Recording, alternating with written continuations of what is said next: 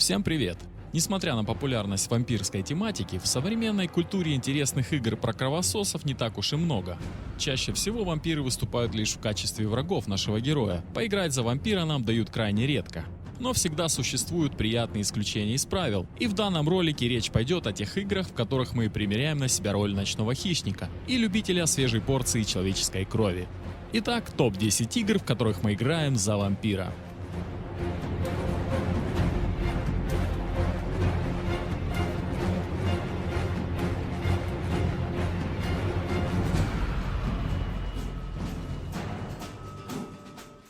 Десятое место. Dark Watch.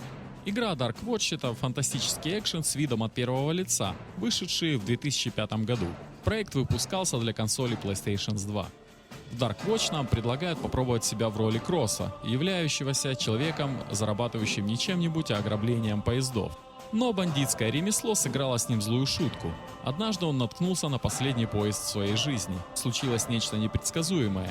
Освободившаяся душа сына сатаны проклинает нашего героя, и тот становится вампиром. Теперь враги кишат по всей Аризонской пустыне, а единственная организация, которой по зубам совладать с этим беспорядком — секретная контора Dark Watch, от которой игра и получила свое название. В нее же и вступил Кросс, применяя свою безумную силу всем во благо. На выбор игрока в Dark Watch довольно приличный арсенал оружия, от пистолетов и винтовок до арбалета со взрывающимися стрелами и ракетницы. Навыки вампира позволяют творить чудеса, например, совершать двойной прыжок, применять кровавый щит, использовать кровавое зрение и многое другое.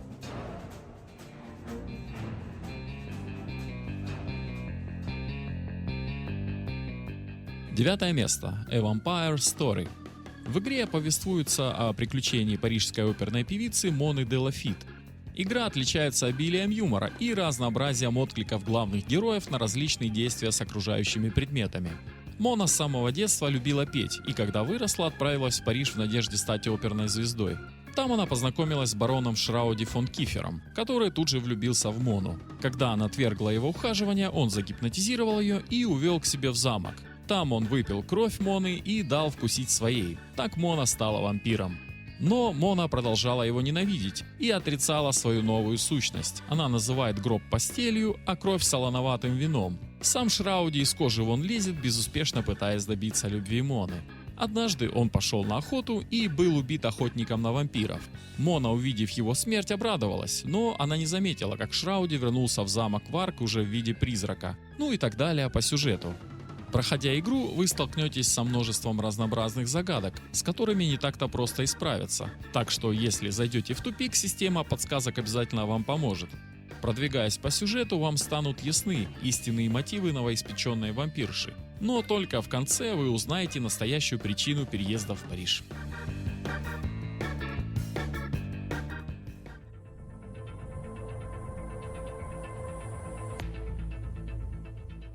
Восьмое место. Dark. Игра представляет собой боевик с элементами ролевой игры и стелс-экшена.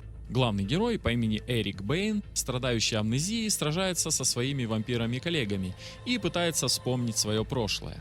Dark — чистый стелс-экшен. Передвигаться нужно тихо и незаметно. В противном случае охранники изрешетят вас в мгновение ока. Герою приходится использовать все накопленное вампирское мастерство, чтобы скрыть свое присутствие и обвести стражников вокруг пальца. Игра абсолютно не дает ощущения того, что мы управляем вампиром. Понятно, что он еще новичок и толком не освоился, но где же то жуткое существо, которое может двумя пальцами сломать хребет или выпить кровь до последней капли? Вместо этого нам предлагают трусливо прятаться в тени и вжиматься в каждый угол при виде охранника. Эрик тяжело двигается и не может нормально бегать до приобретения соответствующей способности, а также с большим трудом убивает врагов. А своими прятками скорее напоминает не кровожадное существо, способное убить в любой момент, а подростка, который громко оскорбил чувства верующих и теперь скрывается от наряда полиции.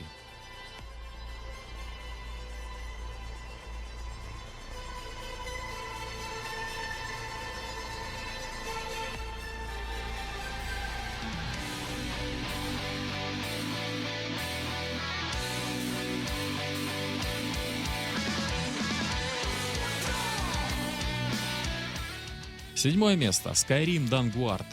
Вампиры — одна из визитных карточек серии The Elder Scrolls. Едва ли не единственная игра, где вы сможете случайно или целенаправленно заразиться вампиризмом и ощутить, что такое жажда крови, боязнь солнечного света, испуганные лица окружающих и постепенно меняющаяся, причем не в лучшую сторону, внешность. В мире ТЭС вампиризм и дар, и проклятие. Кровосос получает новые способности, но вынужден постоянно утолять жажду, не задерживаться на солнце и не попадаться на глаза стражникам, которые, едва заметив бледного исхудавшего упыря, сразу бросаются оторвать ему клыки. В Dawnguard разработчики несколько облегчили участь скайримовских кровососов. Во-первых, теперь стражники не нападают на них, даже если вампир давно не пил кровь и выглядит совсем уж как граф Дракула при смерти. Во-вторых, теперь можно стать не просто вурдалаком, а настоящим вампирским лордом, который и выглядит готично, и намного сильнее обычного упыря. Обернувшись лордом, вы сможете атаковать не только когтями, но и магией, высасывать кровь из противников, быстро перемещаться за спину врага стаи летучих мышей и поднимать мертвых, заставляя их сражаться на вашей стороне. Более того, разработчики придумали отдельную ветку способностей. В числе прочего, лорд может научиться призывать гаргулей, замедлять время, травить и парализовывать противников, подтаскивать их к себе, душа на ходу, ну и так далее.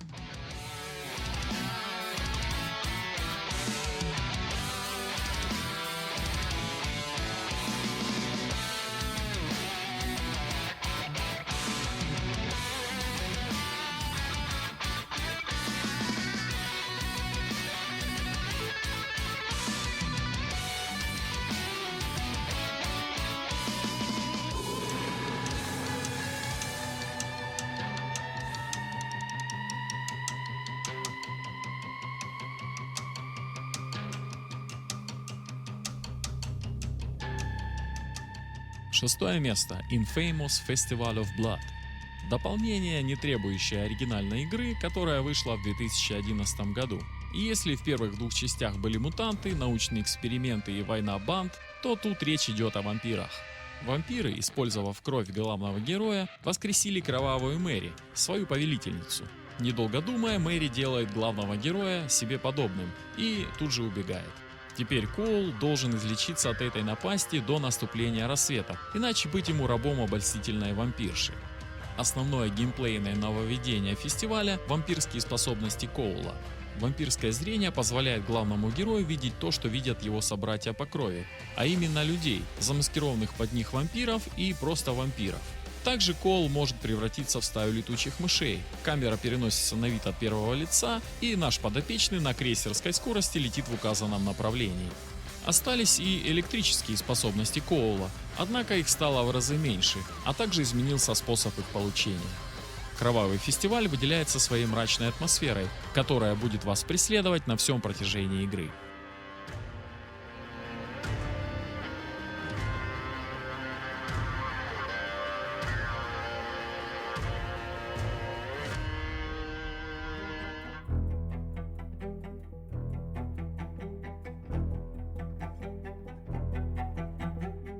Пятое место. Игра под названием «Вампир», которая вышла совсем недавно и вызвала неоднозначное мнение игрового сообщества. А точнее, не совсем оправдала те ожидания, которые на нее возлагали. Хотя плохой ее назвать нельзя, она действительно заслуживает внимания и, по сути, как и многие игры, имеет свои плюсы и минусы. Действие игры происходит в Лондоне в 1918 году, вскоре после Первой мировой войны во время пандемии испанского гриппа. Главного героя зовут Джонатан Рид, и он недавно стал вампиром. Будучи доктором, он должен найти лекарство от страшной эпидемии, а будучи вампиром, вынужден кормиться теми, кого поклялся лечить. Рид первоначально не имеет представления о том, кто превратил его в вампира, и о нравах и этикете этих существ. Он изучает вампиров как рационально мыслящий врач с научным складом ума. В игре нам предлагают множество различных занятий и заданий. Некоторые задания завязаны на сражениях с различными врагами, боссами и мини-боссами. Персонаж должен вступить с ними в бой и уничтожить. Другой важной стороной игры является социальная активность. Джонатан Рид может вступать с жителями Лондона в диалоги, шпионить за ними и даже управлять другими персонажами с помощью своих вампирских способностей.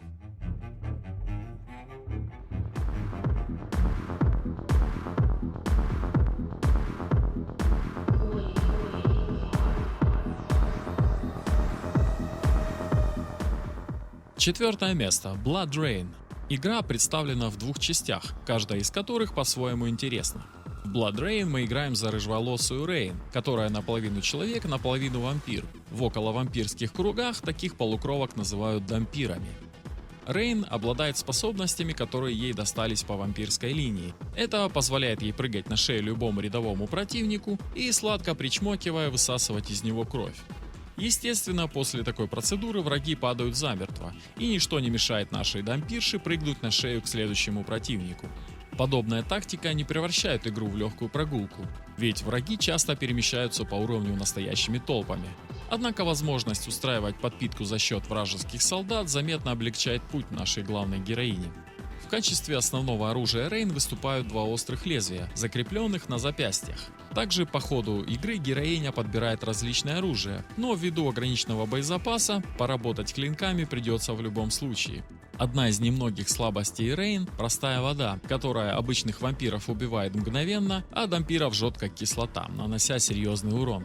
Во второй части игровой процесс практически не изменился, разве что стал более динамичным и падким на красивую акробатику, где Рейн все так же штампует тонны мяса из своих многочисленных врагов.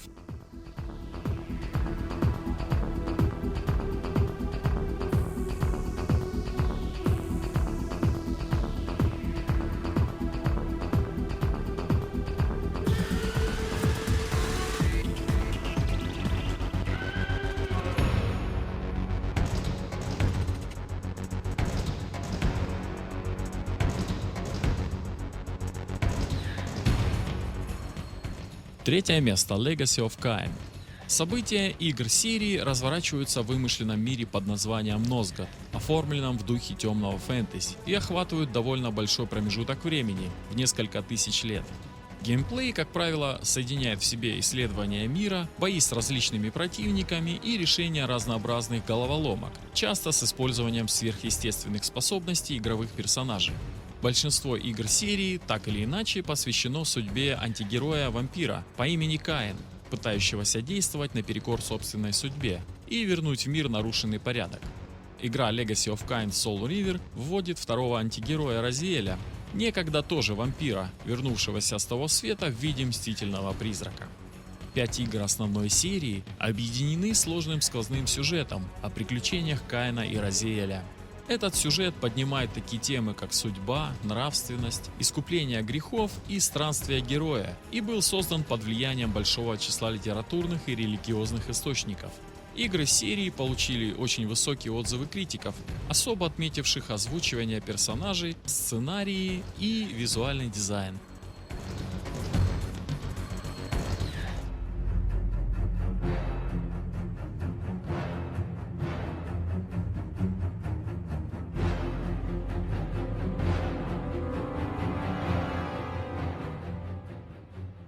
Второе место. Castlevania Lord of Shadows 2. В 2010 году Konami воскресила одну из своих самых известных классических серий – вампирскую сагу Castlevania, выпустив Castlevania Lord of Shadow. Вторая часть начинается там же, где заканчивается первая. Легендарный охотник за вампирами Габриэль Бельмонт, в конце оригинала неожиданно превратившийся в Дракулу, просыпается тысячелетия спустя в современном мире. Очнувшись в современности, он тут же попадает в руки бывших врагов из Братства Света. На этот раз им нужна помощь. Грядет второе пришествие сатаны, и лишь бессмертный вампир сможет остановить его. Для этого необходимо уничтожить всех демонов, прячущихся в человеческом мире, под видом бизнесменов и владельцев крупных корпораций. Основное оружие Дракулы – кровавый кнут, похожий на боевой крест из первой части серии. Магия света заменена на оружие меч пустоты, а магия тени на когти хаоса. Меч пустоты используется для пополнения здоровья Дракулы, а когти хаоса позволяют пробивать защиту и наносить увеличенный урон.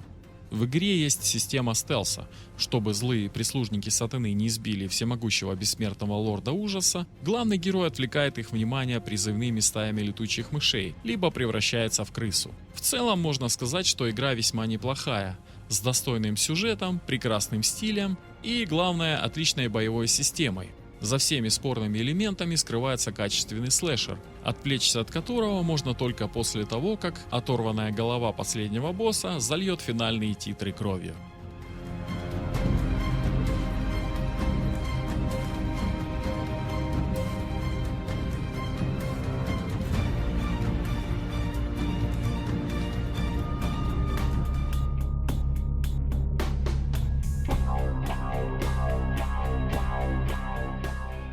Первое место. Vampire: The Masquerade Bloodlines. Видеоигра основана на настольной ролевой игре, и ее действие происходит в том же вымышленном мире тьмы, где одновременно с людьми живут вампиры, оборотни и другие фантастические существа. Главным достижением игры стал ее великолепный мир. Еще ни одна игра про вампиров не дарила игрокам столько правдоподобных ощущений, как Маскарад. Вначале нам дают выбор, за представителя какого вампирского клана мы будем играть. Клан в данном случае это класс, если сравнивать с другими RPG. На выбор игрока представлены 7 кланов, среди которых есть как привычные маги и воины, так и совершенно уникальные. Например, игра за клан Носферату вынуждает игрока все время скрываться в тени, так как их монструозный внешний вид не позволяет им появляться на людях. В Маскараде есть несколько путей прохождения миссий. Можно идти напролом, раскидывая в разные стороны врагов. Можно, не привлекая лишнего внимания, проползать в тени или забалтывать NPC. Когда дело доходит до схваток с противниками, игра превращается в добротный экшен. Ничего революционного, конечно, нет, но сражаться интересно. В нашем распоряжении разнообразное оружие ближнего боя: пистолеты, дробовики, винтовки, пистолеты-пулеметы и многое чего еще. Также у каждого из кланов есть свои сверхспособности, позволяющие увеличивать урон, замедлять время и атаковать врагов на расстоянии. В игре есть множество квестов, причем сделаны они очень даже нетривиально. В каждом из них есть какой-нибудь элемент, который вносит в банальное «сходи и убей» и «принеси» пикантности. К примеру, в китайском квартале нам встретится старичок, просящий нас принести ему один предмет. Вроде бы обычное задание, но предметом оказывается глаза вора, которого поймали при попытке украсть драгоценный камень у местной преступной группировки. И все задания выполнены в таком вот духе. Также игра изобилует яркими персонажами.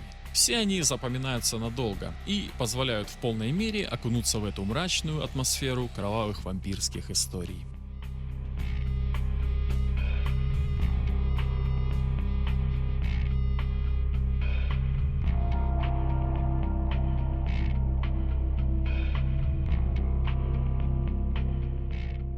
Спасибо за просмотр. Я надеюсь, информация из ролика оказалась для вас полезной. Пишите комментарии, ставьте лайки, если понравилось, и подписывайтесь на канал, чтобы не пропустить новые выпуски. С вами был Джеймс, всем удачи и до встречи в новых видео.